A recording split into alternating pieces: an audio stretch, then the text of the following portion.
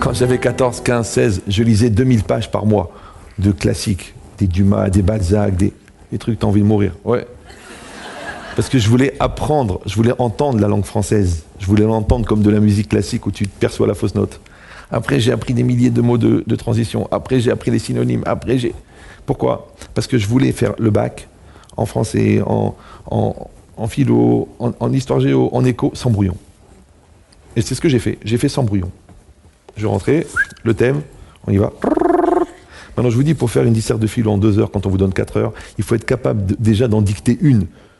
Ouais, en 10 minutes. Maintenant, quand tu vis comme ça par anticipation, alors il n'y a pas de surprise. Mais les gens, qu'est-ce qu'ils font? Ils font des ratures, ils font des brouillons, ils jettent, ils recommencent, ils refont. Donc la moitié de leur vie, ils cassent, l'autre moitié, ils réparent. Tu dis, mais qu'est-ce qu'ils vont rendre comme copie? Mais si quelqu'un il est malin, il ne veut pas que sa vie soit un brouillon. Il ne veut pas. Parce que c'est le brouillon de quelle vie? D'une autre prochaine vie. Ouais. Donc il ne veut pas que son corps soit un brouillon avec des ratures. Ouais. Des ratures d'ici, du gras, et des malaises, et des stress, et des angoisses. Ça aussi, c'est des ratures. Maintenant, vous apprenez, toute la journée, vous apprenez l'orthographe. L'orthographe médicale, l'orthographe mentale, l'orthographe intellectuelle, l'orthographe psychologique. Alors si vous apprenez toutes ces règles d'orthographe, il faut les appliquer en temps réel. C'est pas style j'ai la culture, mais c'est pas évident. Ouais, je suis diabétique, mais je mange des bonbons en cachette. Ah, les petits plaisirs de la vie. Ouais, ça ne sert à rien. Donc si ta culture, elle n'est pas en rapport avec ta réalité, donc ça veut dire que tu ne réponds pas présent, qu'il y a un lien de connexion entre ce que tu penses et ce que tu vis. Donc tu n'es pas présent. Et on a dit que présent, en hébreu, maintenant en français c'est un langage que vous. Ouais, présent en hébreu, c'est aussi le même verbe que le verbe être. Donc être, c'est être présent. Et qu'en français aussi, quand on dit qu'on est présent, c'est qu'on est présent. Donc enlever l'inutilité de la temporalité et garder la notion essentielle de répondre présent, et d'un seul coup vous êtes en rapport avec votre réalité. Mais ça c'est difficile, parce qu'il faut le maintenir.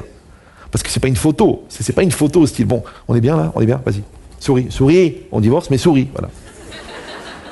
Il faut que les enfants ils aient un bon souvenir. Non, la vie c'est pas des photos. La vie c'est un film. Les films, ça s'accorde, ça fonctionne. D'accord, il y a du mouvement, il y a du haut, il y a du bas, il y a des douceurs, il y a des malheurs. Donc ce mouvement-là, donc vous avez compris que non seulement il faut être présent ponctuellement, mais en plus il faut être présent dans la durée. Et ça, c'est difficile de garder cette concentration. C'est-à-dire que tu ne perds pas de vue le pourquoi tu fais la chose. Et quel est ton projet? Et tu sais à chaque fois que tu refais le calcul, quelle est l'essentialité? L'essentialité dans ton couple, l'essentialité dans l'éducation, l'essentialité dans tes choix, l'essentialité dans tes principes. Si tu gardes le cap comme un GPS qui te relie perpétuellement avec le satellite, toi tu dois garder le lien avec le satellite. C'est pour ça que nous avons des coupoles qui nous permettent de récupérer le signal. D'ailleurs, on devrait les mettre comme ça, mais bon. Ouais. Bon, peut-être que le signal vient de l'intérieur. Les paraboles, excusez-moi, les paraboles, c'était juste une allégorie, d'accord? Mais c'est ça l'idée. Ça veut dire que quand quelqu'un accepte cette notion-là, alors qu'est-ce qu'il va faire en fin de compte? Il va puiser.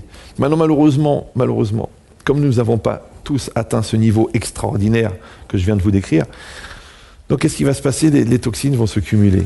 Et par rapport à ça, on va devenir des espèces de tricheurs. Et c'est quoi le tricheur? Le tricheur, c'est quelqu'un à qui on propose une béquille pour pouvoir marcher parce qu'il s'est cassé la jambe, et lui, il en fait une prothèse.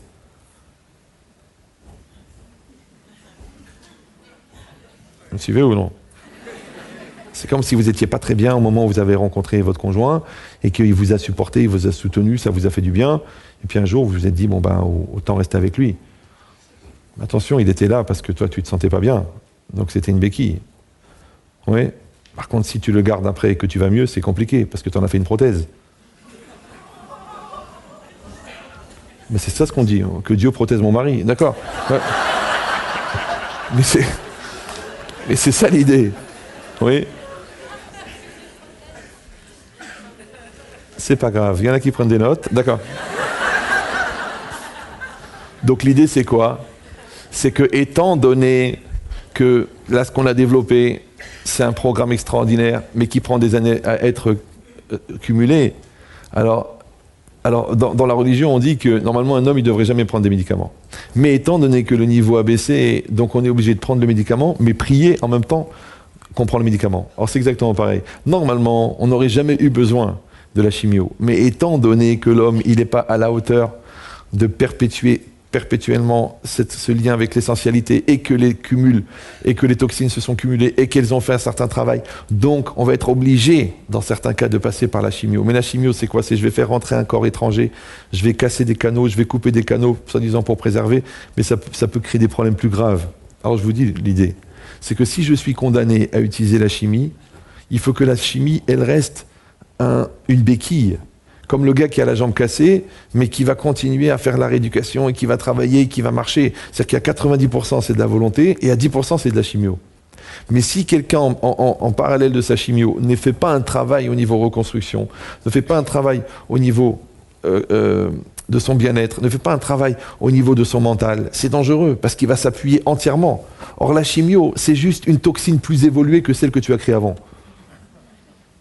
Maintenant, si tu utilises la toxine, elle devient comme un point d'appui, puisqu'on a dit que les copeaux sont nécessaires et on peut en faire un cheval d'arceau pour sauter plus haut.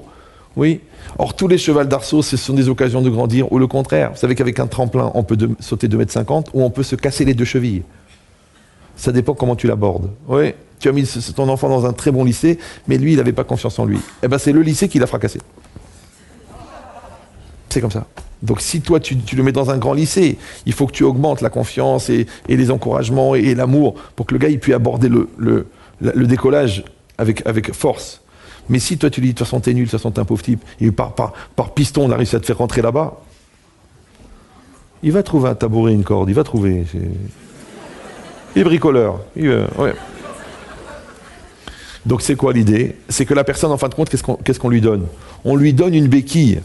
Ouais. On lui donne une béquille parce qu'on n'est pas à la hauteur.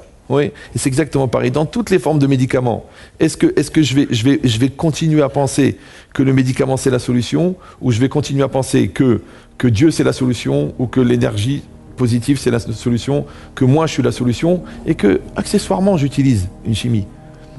C'est ça l'idée. Et c'est ça qui est dangereux. Ouais. Toujours moi les gens quand ils me disent écoutez on a découvert quelque chose et maintenant on est en train de me suivre, je dis est-ce que vous êtes suivi à part ça psychologiquement? Est-ce que vous faites un programme de reconstruction? Est-ce que vous luttez? Est-ce que vous vous bagarrez? Ou vous dites, bah écoutez, le médecin dit que statistiquement, mais t'es pas un statistique, t'es une personne. On aurait tout de suite vu si vous étiez 1000, mais t'es venu seul. Oui, c'est ce type de cancer, ce genre de personnes, ce genre de cas. On n'est pas des cas, on n'est pas des. Ça s'appelle l'amalgame. Ouais. On est des personnes. Et chaque personne a un rapport différent avec la maladie, comme chaque personne a un rapport différent avec la réalité. Or, puisque la maladie est un dérèglement de la réalité, c'est un dérèglement du rapport avec la réalité, donc moi, en remettant mon lien avec la réalité, je peux aussi régler mon problème de maladie. Donc je vais fouiller à l'intérieur. Il y avait un mal-être, il y avait une angoisse, il y avait une attente des parents que j'ai pas reçus, il y avait un stress, il y a un manque de confiance en soi, il y a un manque de joie. Il y a un manque d'énergie, il y a un manque de pureté, il y a un manque de développement. Après, il y a des objectifs qui n'ont pas été atteints, il y a des mots qui n'ont pas été dits. Alors, va faire ton travail. Va faire tes piqûres. Mais en même temps, va faire ton travail, va.